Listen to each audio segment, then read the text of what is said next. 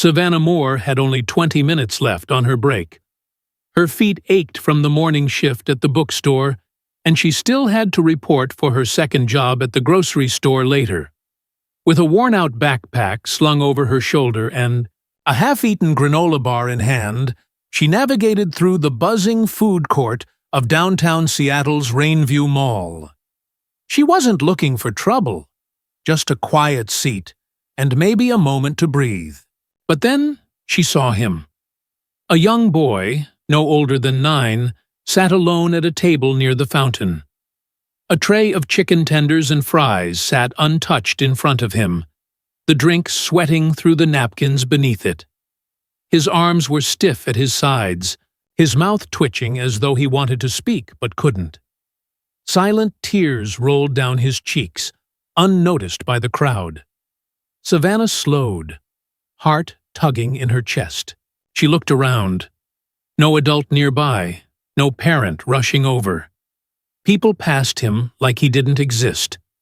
She hesitated only for a second before walking over and kneeling gently beside his chair. "Hey there," she said softly, her voice calm. "Are you okay?" The boy didn't respond with words, but his wide, watery eyes met hers. His lips parted, and he gave a tiny shake of the head. Savannah sat down slowly across from him, keeping her movements calm. She pushed the tray closer. "Hungry?" she asked. He nodded once, but his arms trembled as he reached for the fork. It slipped through his fingers and clattered onto the tray. He flinched. Savannah didn't react with surprise or pity. She simply picked it up, wiped it clean with a napkin, and offered it back. "No big deal. Happens to me when I'm tired too." The boy blinked, his breathing slowing. "I'm Savannah. What's your name?" He touched his chest with 2 fingers, then pointed to his food. She watched, trying to understand. His hand tapped his chest again. Then he pointed to a bracelet on his wrist. It had the name Liam engraved in small silver letters. "Liam," she said with a smile. "That's a strong name." Liam's lip trembled, but he nodded again. She leaned forward and gently guided the fork to his hand, helping him wrap his fingers around it. "Let's try again," she said. "You don't have to do it perfectly." He managed to get a small piece of chicken to his mouth, chewing slowly. A hint of a smile appeared. Unbeknownst to Savannah, a man in a navy sweater stood at the upper level of the mall, leaning over the railing, watching everything. Grayson Rivers was not someone who usually went unnoticed. Owner of a rapidly expanding tech company, he was used to headlines and handshakes, stock meetings and strategic silence. But today, he had followed his son at a distance, curious to see how Liam would do on his first independent mall outing, something his therapist had encouraged. Seeing Liam crying had frozen him with guilt.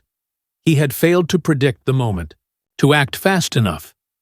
But before he could step in, he saw her, the young woman who didn't panic, who didn't treat Liam like a project or a problem, who sat beside him like it was the most natural thing in the world. Grayson watched her patience, her tone, the way she didn't rush or patronize. She never once looked around for applause or attention. She just helped, quietly and completely.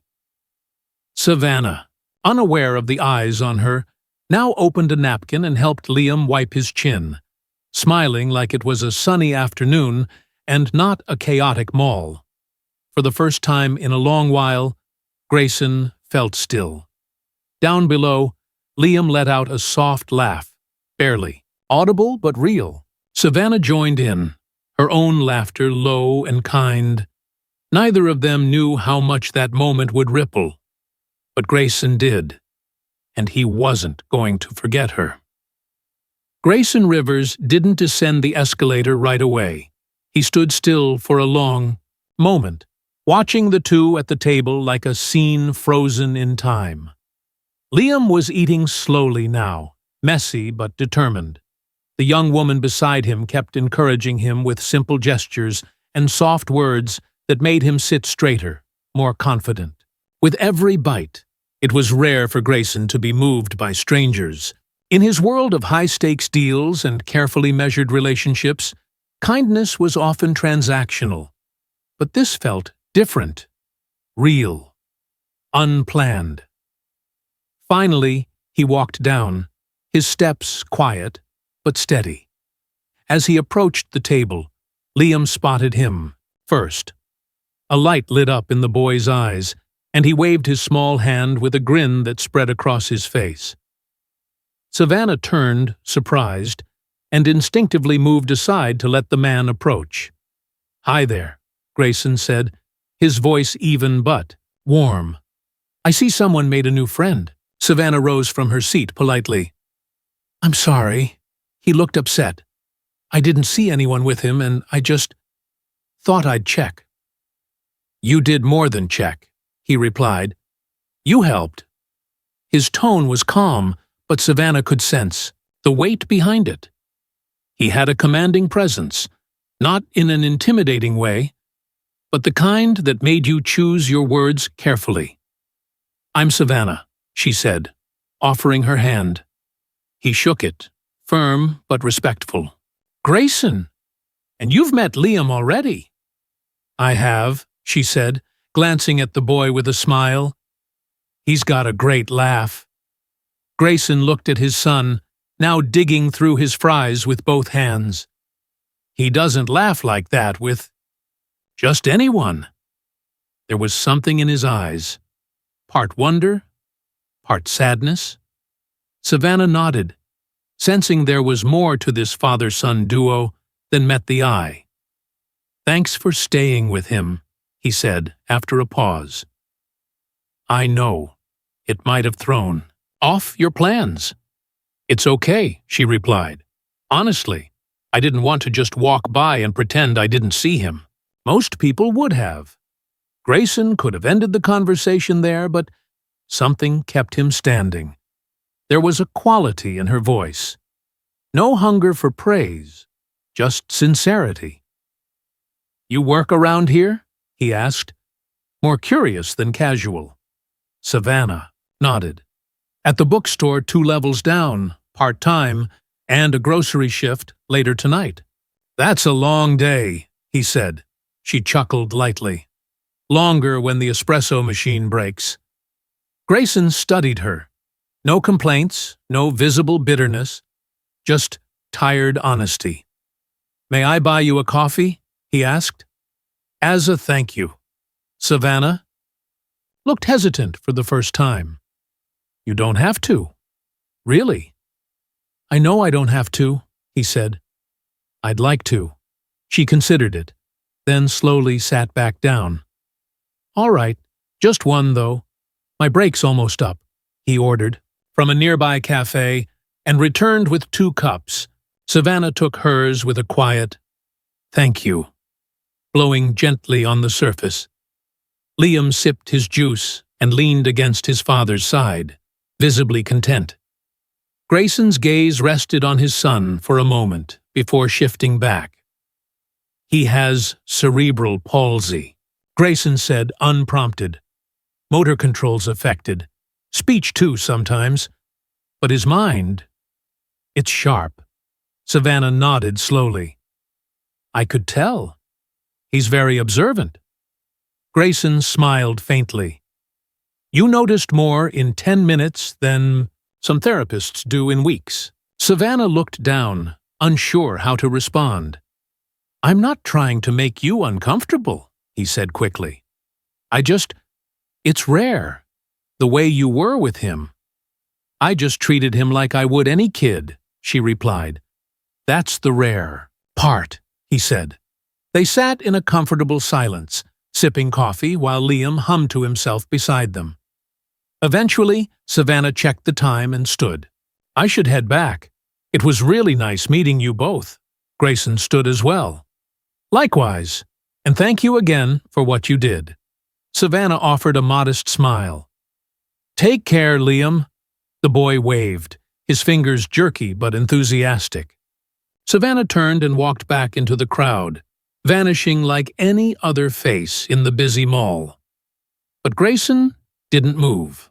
He stared at the space she'd left, his coffee forgotten in his hand. He couldn't quite explain it, but something had shifted. The kind of shift that didn't happen at investor meetings or during quarterly reports. It was deeper. He'd watched countless professionals try to connect with his son using techniques, training, and carefully measured patience. But Savannah? She'd sat down, smiled, and simply stayed. Grayson knew instincts well. He'd built a company on gut decisions. And right now, every instinct told him this woman wasn't someone he should forget. He didn't know her last name, didn't know her story. But he was going to find out, because something about Savannah Moore had just changed everything. And she had no idea. The bookstore was unusually quiet for a Friday. Savannah stood behind the register, scanning a stack of discounted paperbacks with practiced ease. Her shift was dragging, but her mind kept drifting back to the boy at the mall, Liam, and his father, Grayson. There was something about both of them that had stayed with her long after the encounter ended. She shook the thought away as a customer approached with a magazine. After ringing it up and offering a polite goodbye, she glanced at the clock. Only 2 more hours until she had to hurry across town for her second job. What she didn't know was that Grayson hadn't forgotten her either. That evening, after putting Liam to bed, Grayson sat in his home office, the city skyline glowing through the glass windows behind him. He wasn't answering emails or reviewing contracts. Instead, he was scrolling through the employee page of the Rainview Mall's website, trying to find a name he didn't even know. Eventually, a staff photo from the bookstore popped up. Savannah Moore. Her smile was soft, eyes warm, just like he remembered. He clicked on her profile and found little more than her part-time status and a generic contact form. Still, it was enough. He closed the laptop and leaned back in his chair, staring at the ceiling. He had no plan, no agenda. But he knew this wasn't the end. The next day, Savannah's morning began like every other. Rushed coffee, messy ponytail, bus ride through downtown traffic. When she reached the grocery store, she clocked in and grabbed her apron, barely noticing the man who stepped into the store just 5 minutes later. Grayson watched her from a distance at first. She was stacking cans on a bottom shelf, helping an elderly woman retrieve a bottle of detergent from the top rack, laughing with a toddler who had knocked over a box of cereal. There was a rhythm to her kindness, natural and constant. He didn't step forward until she returned to the front counter, wiping her hands on her apron. She looked up and blinked. "Grayson?" His smile was modest. "Didn't mean to surprise you. I just didn't expect to see you again," she said, clearly puzzled. "Liam asked about you yesterday," he said casually. "Said you made his fries taste better." She chuckled. "He's sweet." Grayson leaned slightly against the counter. "Can we talk? Just 5 minutes. I'll wait until your break if that's easier." Savannah studied him. He didn't look impatient. In fact, he looked more unsure than before. "I get 10 in about 20 minutes, she said. "You can sit over there." Grayson nodded and moved to a bench near the front. He sat quietly while Savannah rang up customers, her expression focused but occasionally glancing his way. When her break finally came, she joined him on the bench, her expression guarded but open. "I hope I'm not crossing a line," Grayson began. She raised a brow. "You tracked me down at my other job. That's already a little beyond the line." He laughed softly. "Fair enough. I needed to know more." "About what?" she asked. "About you," he said simply. You helped Liam without knowing who he was, or who I was, and I can't stop thinking about it." Savannah frowned, unsure of where the conversation was headed. "I'm not here to offer charity," Grayson continued. "I've met enough people who only see Liam's challenges. You didn't. You saw him. Treated him like a kid, not a diagnosis. That matters more than you realize." Savannah folded her arms. "I didn't do it for thanks." "I know," he said quickly. "That's what makes it real." She exhaled slowly. "What are you getting at?" Grayson leaned forward slightly. "I run a foundation that supports programs for children with special needs. We partner with schools, nonprofits, and therapists. But we need people, real people, who connect naturally. People like you." Savannah's eyes widened. "You want me to, what, work there?" "Eventually," he said. "Right now, I want to offer you something more structured. A paid scholarship for a special education training course, flexible schedule, fully funded. If it interests you, there's also a part-time role assisting Liam, just a few hours a week to start. No pressure, no expectations, just a chance." She blinked several times, unable to speak. Grayson didn't press. He reached into his coat pocket and pulled out a slim envelope. "Inside is the contact for our program director, details about the course, and my personal number. If it's too much, I'll understand." She took the envelope hesitantly. "This is a lot." "I know," he said, "but I believe in investing in people who actually make a difference." She looked down at the envelope, her fingers brushing over the seal. "You barely know me," she whispered. Grayson stood. Sometimes that's all it takes to recognize someone rare. He walked away without waiting for a yes. Savannah sat on the bench long after he was gone, her break long over, the envelope heavy in her hands, her heart heavier still, with wonder. Rain dotted the sidewalk as Savannah stood outside the bus. "Stop!" The envelope still clutched in her coat pocket. Days had passed since her conversation with Grayson, yet the words lingered in her mind like a melody she couldn't shake. The idea of a scholarship, training, a chance to do something that mattered. It had shaken something loose inside her, something she hadn't dared to hope for in years. She walked home that evening slower than usual, her shoes damp, the streetlights flickering above like silent guides. When she entered the apartment, her mother sat curled up on the couch with a blanket, a heating pad on her back, and a small stack of medical bills resting on the side table. Savannah dropped her bag quietly and sat beside her. Her mother noticed, her expression right away. "You look like someone offered you the moon." Savannah smiled faintly. "Maybe something close." She pulled the envelope from her pocket and placed it on the table. Her mother's brows lifted as Savannah explained who Grayson was, what he offered, and how it had all begun with a plate of fries and a lonely boy named Liam. Her mother listened, carefully, then said the words Savannah needed to hear most. "You were meant for more than just surviving, baby. Maybe this is your door opening." That night, Savannah read the papers inside the envelope from start to finish. She didn't sleep much.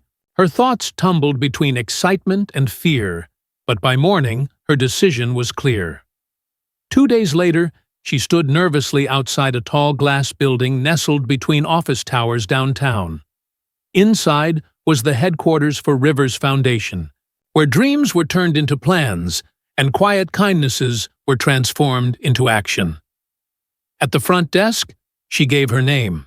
Within minutes, a kind-eyed woman led her to a room filled with sunlight and soft chairs.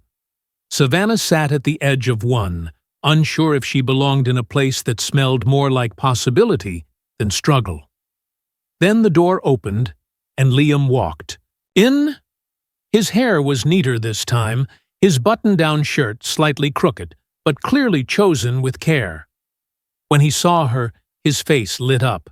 He walked, slowly, carefully, toward her, arms stretched forward.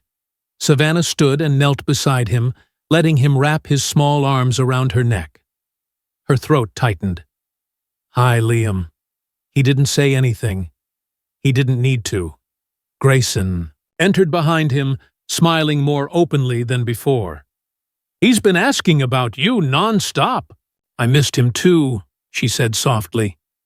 They talked for a while in a quiet office lined with children's artwork. Grayson outlined the training program, the flexible roles supporting Liam, and the opportunities beyond it. But he spoke not as a man making an offer, rather as a father giving thanks in the only way he knew how. Savannah accepted. Weeks passed, and her life began to shift. She juggled her new training course alongside reduced hours at the bookstore. Her work with Liam started slow. Short visits, walks in the park, assisting with homework, but quickly grew into something neither of them had expected. Liam trusted her. He tried new foods, practiced using his utensils more confidently, and even began forming clearer sentences. Savannah celebrated each small success like it was a parade, cheering him on with every step. For the first time, Liam was opening up not only to her, but to the world. Grayson watched it unfold with cautious awe. He had always believed in strategy, in careful planning and calculated risk, but nothing he had ever built compared to watching his son bloom under the quiet, steady light of someone who saw his worth without needing to be told. One evening, Grayson invited Savannah and her mother to dinner, not in a restaurant, but in their home. The apartment was elegant but warm. Bookshelves overflowed. The smell of baked chicken filled the space, and Liam greeted them at the door holding a handmade sign that said, "Welcome, Miss Savannah." At the dinner table, laughter came easily. Grayson spoke less like a CEO and more like a man rediscovering joy. Savannah's mother offered stories that made everyone laugh, even Liam, who had started making his own jokes, clumsy but sincere. As dessert was served, Grayson cleared his throat. "You've given us more than I know how to repay." Savannah shook her head, already wanting to stop him. But he continued. "This wasn't about debt. This was about noticing something most people overlook, and I don't want to miss people like you anymore." She glanced at Liam, who had chocolate on his nose and a grin on his face. "You didn't miss me. You just saw me when it mattered." That night, as Savannah walked home beside her mother, the sky above them clear, the city humming softly, she felt something she hadn't felt in years: certainty. Kindness, when given without expectation, often returned in ways no one could plan. And one ordinary afternoon, in the middle of a crowded mall, she had given a moment to a lonely boy. What she got in return wasn't money, fame, or recognition. It was purpose. And for Savannah Moore, that was everything.